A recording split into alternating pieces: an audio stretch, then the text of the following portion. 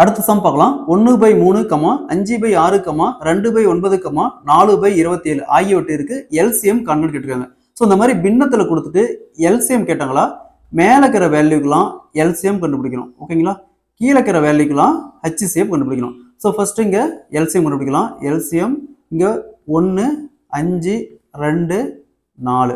First 2ஆல் cancel பண்ணுமா, இங்கே 1, 5, 1, 2.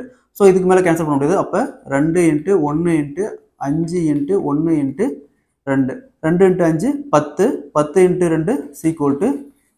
LCM கண்டுபிடிச்சிட்டோம் 20. ஸோ நெக்ஸ்ட் ஹெச்சிசிஎஃப் கண்டுபிடிக்கலாம். ஹெச்சிசிஎஃப். ஸோ இங்கே என்ன இருக்குது, 3, 6, 9, 27. ஃபர்ஸ்ட் 3ஆல் கேன்சல் பண்ணுமா, 1, 2, 3, 9. ஸோ இதுக்கு மேலே காமனாக டிவைட் ஆகக்கூடிய நம்பர் எதுவும் இல்லை. அப்போ ஹெச்சிசிஎஃப் 3 தான்.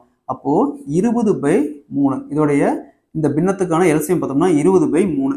ஸோ அதே மாதிரி இந்த சமுக்கு பாருங்கள், 2/3, 8/9, 16/81, 10/27 ஆகியவற்றிற்கு எல்சிஎம் காண்பன்னு கேட்குறாங்க. இந்த சம் ப்ரீவியஸாக டிஎன்பிசிஎஸ் உங்களுக்கு கேட்டிருக்காங்க. இதை சால்வ் பண்ணி இதுக்கான ஆன்சரை கமெண்ட்டில் போடுங்க.